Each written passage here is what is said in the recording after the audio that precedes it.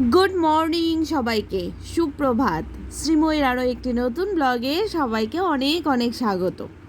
সকালবেলা ঘুম থেকে উঠে পড়েছি অনেকক্ষণ আগে, অনেকটা কাজও হয়ে গেছে। অনেকক্ষণ পর থেকেই ভিডিওটা শুরু করছি। আর আজকের সকালটা অন্যান্য দিনের সকালের থেকে অনেকটাই আলাদা। ঘুম থেকে উঠেই মনটা একেবারে আনন্দে ফুরফুরে হয়ে রয়েছে। তার কারণ আজকে আমরা যাচ্ছি বেড়াতে। আর জানোই, বেড়াতে যাওয়ার নাম শুনলেই মনটা একেবারে আনন্দে একেবারে মাতোহারা হয়ে থাকে, কিন্তু তার সাথে ব্যস্ততাও থাকে প্রচুর। আজকে দেখো, মাথায় হেনা দিয়েছি। দেবো দেবো বলে এতদিন একটুকু সময় পাইনি, তো আজকে যাবার দিনই ভাবলাম সকাল সকাল মাথায় হেনাটা দিয়ে নিই। চুলগুলো সামনের দিকে একটু সাদা সাদা হয়ে গেছে, তবে খুব একটা হেনা আমি দিই না। তবে বেড়াতে যাচ্ছি বলে কথা, একটু সাজগোজ তো করতেই হয়, তাই না? তাতে মনটাও বেশ ভালো থাকে। এই দিকে আমাদের ফিনিশিং মানে লাস্টের দিকে টুকটাক গোছগাছ চলছে, আর আমি তো রান্নাঘরে ব্যস্ত। এইদিকে বসিয়েছি চিকেন। আজকে যে আমরা বেড়াতে যাচ্ছি, তো ট্রেনে খাওয়ার জন্য চিকেন বানাচ্ছি। আর আমি একা যাচ্ছি না, আমার সাথে সঙ্গী সাথী আরও অনেকেই রয়েছে।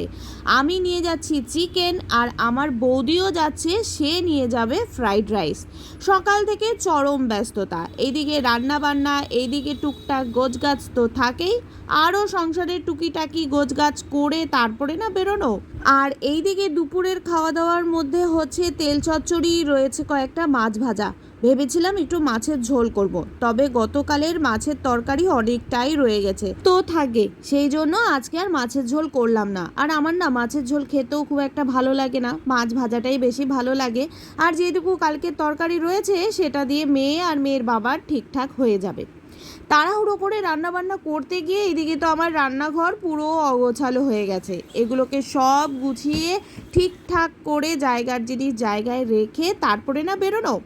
বলতে বলতে এদিকে আমার রান্নাঘর পুরো পরিষ্কার, আর জিনিসপত্র একদম গুছিয়ে ঠিকঠাক জায়গা মতো রেখে দিলাম।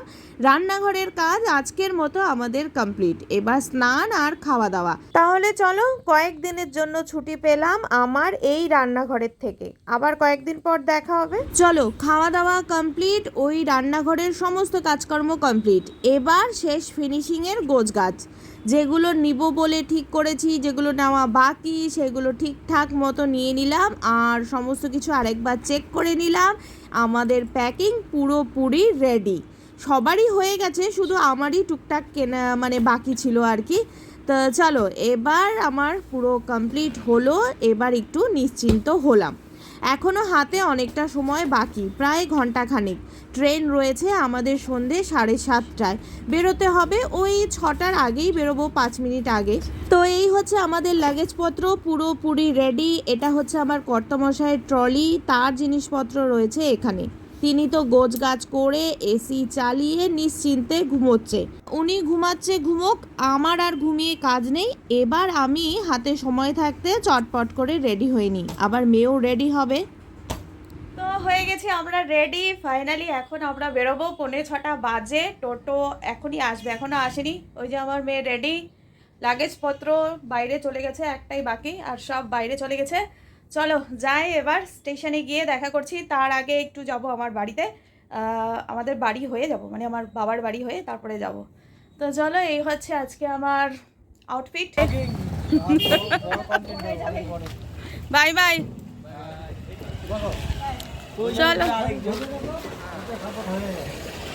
দাঁড়া জুম করি, হাই বল। যাবার আগে সবার সঙ্গে দেখা সাক্ষাৎ করে টাটা বাই বাই বলে দুগ্গা দুগ্গা বলে বেরিয়ে পড়লাম। আর কোথাও যাওয়ার সময় মনটা যে কি ভালো লাগে, একদম ফ্রেশ লাগে।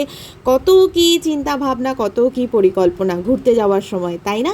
এই দেখো, এদিকে আমার মেয়েরও কিন্তু মনটা ভীষণ আনন্দে লাফালাফি করছে, মানে ওই ঘুরতে যাওয়ার সময় যা হয় আর কি। আর আরেকটা জিনিসও হয়, কি বলো তো, ঘুরতে যাওয়ার সময় একটা আনন্দ তো থাকেই, তার সঙ্গে না আমার এটাও চিন্তা হয় আবার ঠিকঠাক মতো যেন ভালো মতো বাড়ি ফিরে আসতে পারি। ঠাকুরের কাছেই সেটাই প্রার্থনা করে গেলাম। চলো দেখতে দেখতে আমরা প্রায় এনজিপি স্টেশনের কাছে চলে এসেছি। যাওয়ার সময় এই যে মায়ের মন্দিরে মায়ের দর্শনও করে নিলাম, আর ওইদিকে আমার বাবা মায়ের সঙ্গেও দেখা করে নিয়েছি। তবে সেখানে আর ভিডিও করিনি, তাড়াহুড়োর মধ্যে ছিলাম বলে। দেখতে দেখতে আমরা পৌঁছে গেলাম এনজিপি স্টেশনে। তবে এখানে এসে তো আমার মাথায় হাত। এখানে না আগে একটা এক্সেলেটর সিঁড়ি ছিল, তবে এখন সেটা নেই। এতটা উপরে এতগুলো সিঁড়ি ভেঙে লাগেজ নিয়ে ওপরে ওঠাটা যে কি মুশকিল সেটা তো বুঝতেই পারছো। তা সবাই যাচ্ছে যদিও, তো কি আর করা যাবে, আমিও উঠে পড়লাম। কিন্তু এত কষ্ট হলো, দম প্রায় বেরিয়ে যাওয়ার মতো অবস্থা। আমার মেয়ে লাগেজ নিয়েছে, আমার কর্তামশাইও নিয়েছে, আমার হাতেও একটা ছোট্ট ব্যাগ ছিল। তবে সেটা নিয়েই আমার একেবারে নাজেহাল অবস্থা, এতটা উপরে উঠে আসা। আর অনেকেই রয়েছে বয়স্ক মানুষ বা ছোট বাচ্চা নিয়ে, তাদের পক্ষেও কিন্তু এই জায়গাটা খুবই মুশকিল। জানি না পরে কি হবে। এখনও এখানে রিনোভেশনের কাজ চলছে স্টেশনে। কয়েকদিন ধরেই আমাদের এই যাওয়ার প্ল্যান চলছিল। অবশেষে আজকে সেই দিনটা এসে হাজির। স্টেশনেও চলে এসেছি। আর স্টেশনে এলে তো আমার মনটা আরোই ভালো হয়ে যায়। কত লোক যাচ্ছে আসছে এক জায়গা থেকে আরেক জায়গা। এই যে আমাদের ছোট্ট মিঠি রানী, সেও ভেরি এক্সাইটেড ঘুরতে যাওয়ার জন্য। আর এখানে আমরা সবাই রয়েছি। দেখতে দেখতে আমাদের ট্রেনও চলে এলো, আর আমরা কিন্তু গাড়িতে উঠেও পড়েছি। তবে গাড়িতে ওঠার সময় না প্রচুর হুটোপাটি করতে হয়েছে আমাদের এই কোচ নাম্বারটা খুঁজে বের করতে। খুব দৌড়োদৌড়ি করে অবশেষে ট্রেনে বসলাম, আর এদিকে ট্রেনও ছেড়ে দিয়েছে। মাও ফোন করেছিল কিরে ট্রেন ছেড়েছে কিনা। মাকেও বললাম হ্যাঁ মা ট্রেন ছেড়ে দিয়েছে, আমরা রওনা দিলাম। তো চলো সবাই মিলে একসাথে হই হুল্লোড় করে আশা করি এই জার্নিটা আমাদের বেশ ভালোই কাটবে। তবে আমরা তিনজন বসেছি এখানে, আমি, আমার মেয়ে আর আমার কর্তামশাই, আর আমার দাদা বৌদি আর সবাই রয়েছে আমাদের এই পেছনের সিটেই। কিন্তু আমাদের ছোট্ট মিঠি রানী আমাদের সঙ্গে এসেই বসলো। প্রথমে তো ট্রেনে ওঠার সময় সে ভীষণ ভয় পাচ্ছিল, কান্নাকাটিও করছিল, কিন্তু আস্তে আস্তে সে দারুণভাবে অ্যাডজাস্ট করে নিয়েছে। সে এখন বেজায় খুশি ট্রেন জার্নি করে, এত মজা করছে ও। ওকে দেখে আমরা সবাই ভীষণ আনন্দ করছিলাম আর কি। গুড মর্নিং সবাইকে, শুভ সকাল বন্ধুরা। আজ হচ্ছে নেক্সট ডে। কাল রাত্রে না ট্রেনে আমার শরীরটা একটু খারাপই লাগছিল, তাই তাড়াতাড়ি খাওয়া দাওয়া করে ঘুমিয়ে পড়েছিলাম। আর ঘুম থেকে উঠেই বুঝতে পারলাম যে আমরা প্রায় পৌঁছে গেছি। আমরা এসেছি কলকাতায়। এই যে ঘুম থেকে উঠেই যেই না লোকাল ট্রেন দেখতে পেলাম, তখনই বুঝতে পারলাম যে আমরা প্রায় পৌঁছে গেছি। আর কলকাতায় আসার কারণ হচ্ছে এখানে আমার বোন নতুন ফ্ল্যাট কিনেছে, তো সেখানেই রয়েছে গৃহপ্রবেশের অনুষ্ঠান। সেই অনুষ্ঠানের জন্যই সবাই মিলে একসাথে আসা। তো আমরা এখন দমদম জংশন ক্রস করছি, এরপরেই রয়েছে শিয়ালদা স্টেশন, যেখানে আমাদের নামতে হবে। Good morning. Good morning. জোরে বলো। Good morning. Good morning. তুমি কোথায় যাচ্ছ? কলকাতায় পিপি বাড়ি। কলকাতায় পিপি বাড়ি। চলো তাহলে এবার আমরা পৌঁছে গেলাম আমাদের গন্তব্যস্থলে, মানে শিয়ালদা স্টেশনে। ট্রেন কিন্তু ঢুকে পড়েছে। সামনেই রয়েছে স্টেশনের বড় লাল রঙের বিল্ডিং। চলো এবার নামার পালা। আবার নামার সময় সেই হুটোপাটি। তবে সবাই এক জায়গায় আগে দাঁড়ালাম, তারপরে স্টেশনটা আগে ভালো মতো দেখলাম। অনেক দিন পর এই কলকাতায় এলাম, বেশ ভালো লাগে আমার এই কলকাতা শহরটা। এত লোকজন, এত ব্যস্ত সবাই। চলো প্ল্যান তো রয়েছে অনেক কিছু, যে কয়েকটা দিন এখানে রয়েছি দেখা যাক কতটা কি করতে পারি, কতটা প্ল্যান মতো কত কি হয়। তারপর আবার বোনের বাড়ি একটা অনুষ্ঠান রয়েছে, সেখানেও থাকতে হবে।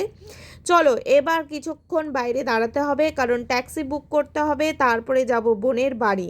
আর ভোরবেলায় না বেশ ভালো লাগছে, অতটাও কিন্তু গরম লাগছে না এখনো পর্যন্ত। শুনেছি কলকাতায় নাকি প্রচণ্ড গরম, দেখা যাক কি হয়। বাইরেটা তো আমি অনেকক্ষণ ঘুরে দেখলাম, স্টেশনটা ভালো করে দেখছিলাম, কিছু ভিডিও করলাম। এবার ট্যাক্সি নিয়ে সোজা রওনা দিলাম বোনের বাড়িতে। আর আমার মেয়েও কিন্তু ভীষণ এক্সাইটেড এই কলকাতায় আসবে বলে। কত কি প্ল্যান ওরও রয়েছে, এখানে যাব সেখানে যাব। ওই যে বললাম দেখা যাক কি হয়। তাহলে চলো যেতে যেতেই আজকের ব্লগটা এখানেই শেষ করছি। নেক্সট ব্লগে অনেক কিছু শেয়ার করার রয়েছে তোমাদের সাথে, তোমরা কিন্তু একদমই মিস করো না। বোনের বাড়ির অনুষ্ঠান, কলকাতায় কিভাবে কাটলো আমাদের এই কয়েকটা দিন, সবটাই তোমাদের সাথে শেয়ার করব। আজ তাহলে আসি, দেখা হবে আবার। আজকের মতো টাটা, সবাই ভালো থেকো।